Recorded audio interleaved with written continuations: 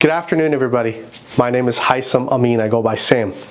I'm the principal attorney here at Amin Law in San Francisco, California. Today, we will be discussing California Penal Code Section 273D, commonly known as child abuse. I'll discuss what the DA will have to prove in order to secure a conviction, as well as defenses and possible punishment if one is convicted.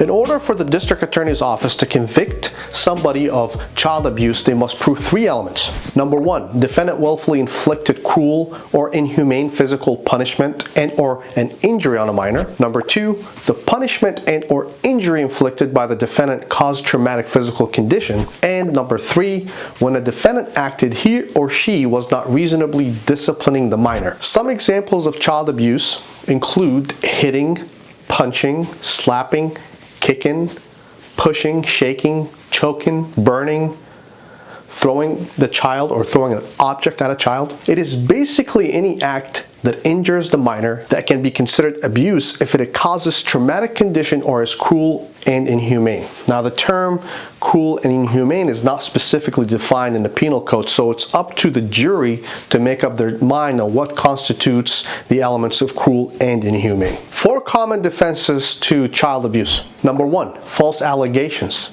For example, your ex is angry, jealous, or wants to seek revenge. Number two, the minor's injuries were caused by something other than the abuse. For example, bullying or fighting at school. Number three, the defendant was acting within his or her legal right to discipline a child. Parents have the right to discipline their children using corporal punishment. They can even use an object such as a belt or a paddle.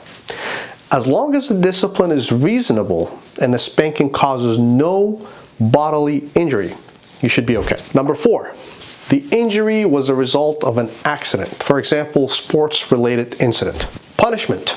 If the offense is charged as a misdemeanor, you're looking at 1 year in county jail and or a fine of up to $6,000. If it's charged as a felony, you're looking at 2, 4, 6 years in jail plus an additional 4 if the defendant has a prior felony child abuse conviction within the preceding 10 years, and or a fine of up to $6,000. As always, thank you for watching this video. I have a team of professionals who are ready to assist.